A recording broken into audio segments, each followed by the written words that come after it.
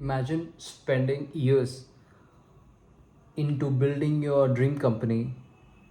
You had quit your job, you had put your entire savings into it, you had convinced your friends and family to believe in your vision, you worked late nights, you sacrificed your Saturdays and Sundays, uh, you poured literally everything out into this project of yours, and then finally you see it crumbling down and it fails.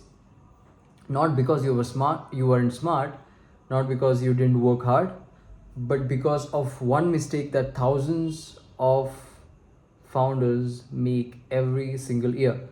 Around 90% of startups fail. We see people talk about startups a lot, but when you take the number of startups that succeed, it's so less. But the truth is much more surprising and interesting if you look at the whole picture around it. So today we are going to talk about why startups fail, and most importantly how you can avoid the same mistake that thousands of founders make every single day, and uncontrollable events happen in the a startup scenario. And when small mistakes add up together, it leads to the failure of a startup. So let's talk about it. So the biggest myth around building a company or building a startup, right? People think that a person wakes up with a great idea and voila, right? You end up with a big company and you end up with a $1 million in your pocket, right? But here's the question: that was Google made in a day? No. Google's was Google's search engine the first to enter into the market? No. Was Facebook the first social media platform? No. Was Netflix the first company to let people watch entertainment videos, movies, etc. online? No. So none of these companies were the first players, but they won eventually, and they won it big because they understood one crucial thing that every startup founders, initial stage founders, forget, and that is the big word of execution. Right? Ideas are important, but if execution is not flawless, it's gonna go down. uh, so the idea around execution is something that adds value, right? Point number two: the real reason why startups or just mere ideas without proper execution fail is that, so if ideas aren't the problem, uh, then the question is what actually kills the startup, right? So it usually starts with one simple mistake, that founders build something they think people love instead of proving what their customers or their audience really need, right? Just think about it, that you might spend months creating the perfect app, um, beautiful interface, beautiful UI, smooth UI experience, and great features. The technology, the backend, everything is great.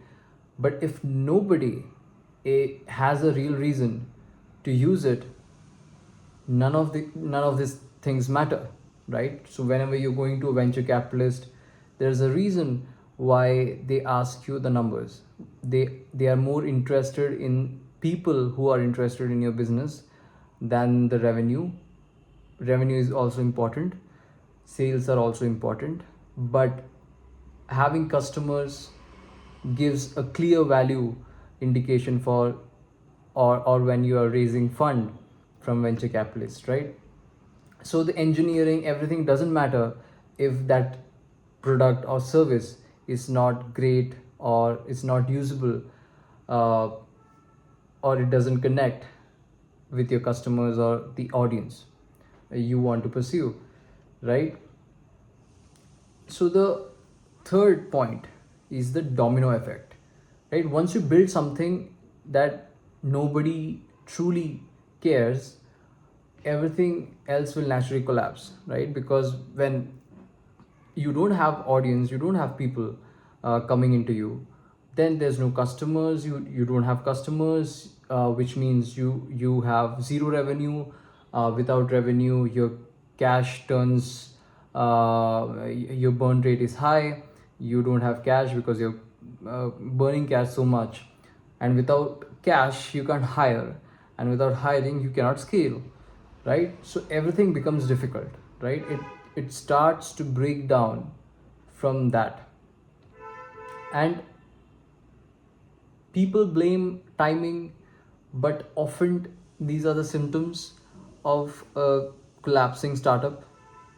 So point number 4 is the founder trap, right? There's another reason why founders struggle.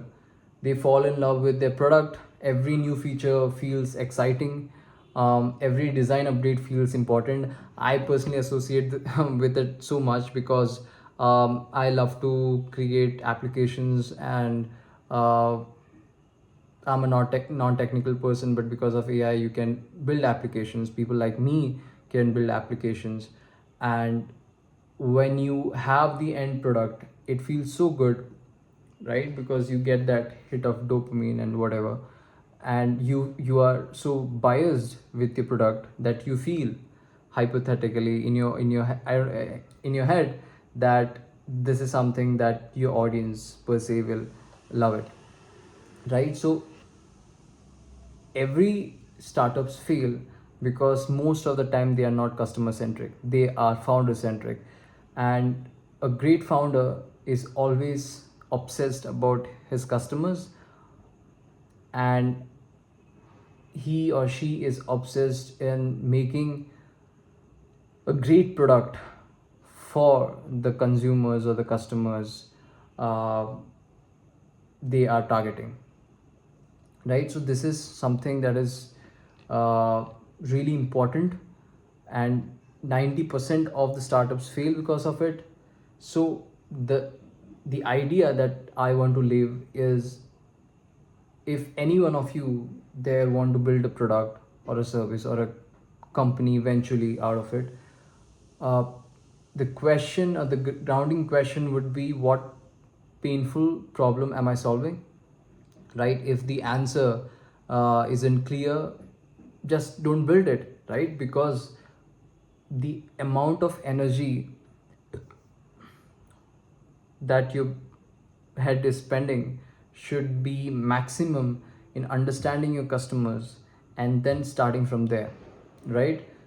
Understand your customers in and out, understand their frustration, understand their behavior, understand what they do, understand their livelihood, understand their income, understand how or what class they belong to, understand everything that they do or like or feel in their day-to-day lives, right? So you have to be that close with your customers, otherwise it's a problem. Because then, as per the domino effect I was referring to earlier, it starts to crumble from there, and there you have a crashing startup, right? So build build around the idea of addressing the problems that your customers really care about. And because the world really doesn't reward the best ideas, it rewards the people who solve real world problems better than anyone else. It's all about execution. So do not start a company because it's fancy. Do not start a company because you have an idea. Start one because somewhere someone has a problem and you're passionate about solving problems more than the fun around it or the hype around it, get obsessed with solving real world problems. And if you are really, if you can, sink that idea into you, then I think you are probably 100 steps above from most of the startup founders out there. So until next time, I'll see you later.